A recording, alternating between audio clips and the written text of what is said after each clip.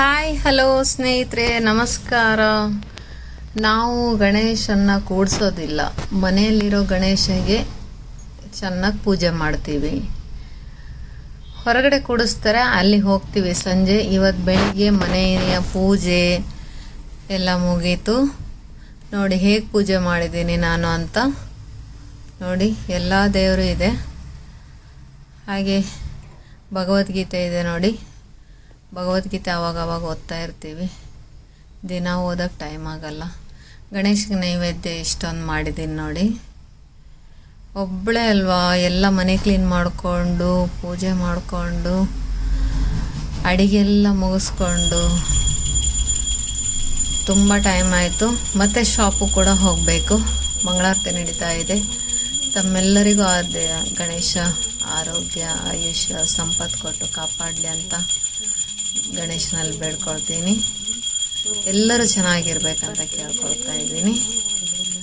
ಹಾಗೆ ನಾವು ಮಾಡೋ ಪೂಜೆಯಲ್ಲಿ ಹೆಚ್ಚು ಕಡಿಮೆ ಆಗ್ತಾ ಇರುತ್ತೆ. ಆ ದೇವರು ಕ್ಷಮೆ ಕೊಟ್ಟು ನಮ್ಮೆಲ್ಲರನ್ನು ಕಾಪಾಡಲಿ ಅಂತ ಗಣೇಶನಲ್ಲಿ ಬೇಡ್ಕೊಳ್ತಾ ಇದ್ದೀನಿ. ಹಾಗೆ ವರ್ಷಕ್ಕೊಂದ್ಸರಿ ಬರೋ ಗಣೇಶ ಹಬ್ಬ, ಗೌರಿ ಗಣೇಶನ ಕೂಡಿಸೋರಿಗೆ ತುಂಬ ಖುಷಿ ಇರುತ್ತೆ. ಮನಸ್ಸಿಗೆ ಏನೋ ಒಂಥರ ಉಲ್ಲಾಸ, ನಮಗೆ ನೋಡೋ ಉಲ್ಲಾಸ. ನಾವು ಕೂಡಿಸ್ತಾ ಇದ್ದೀವಿ, ಹೋಗ್ತಾ ಇದ್ದೀನಿ. ಸಂಜೆ ಎಲ್ಲ ಅಲ್ಲೋಗ್ತೀನಿ. ಬೆಳಿಗ್ಗೆ ಎಲ್ಲ ಮನೆಯಲ್ಲಿ ಗಣೇಶನ ಪೂಜೆ ಆಯಿತು.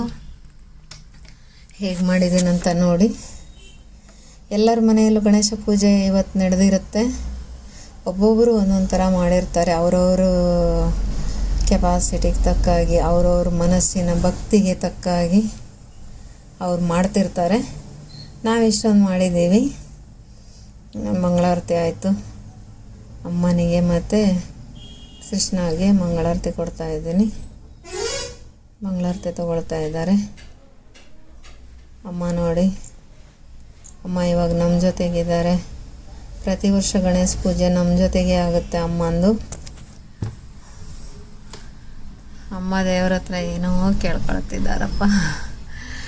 ಅವರಿಗೂ ನಾನು ಕೇಳ್ಕೊಳ್ಳೋದೇನೆಂದರೆ ಆರೋಗ್ಯ ಚೆನ್ನಾಗಿಟ್ಟಿರಲಿ, ಕೈಕಾಲಲ್ಲಿ ಶಕ್ತಿ ಕೊಡಲಿ, ಚೆನ್ನಾಗಿರಲಿ ಅಂತ.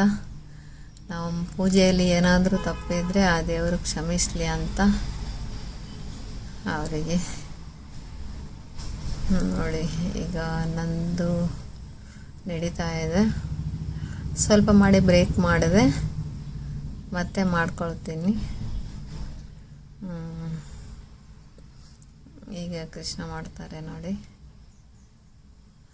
ದೇವರೆಲ್ಲರನ್ನು ಕಾಪಾಡಿ ಎಲ್ಲರೂ ಚೆನ್ನಾಗಿರಲಿ ಅಂತ ದೇವ್ರ ಹತ್ರ ಬೇಡ್ಕೊಳ್ತಾ ಇದ್ದೀನಿ.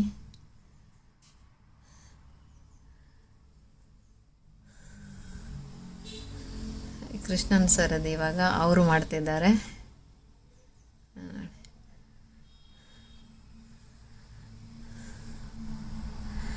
ಹಾಗೆ ಗಣೇಶ ಪೂಜೆ ಚೆನ್ನಾಗಿ ಮುಗಿಸಿದ್ದೀವಿ.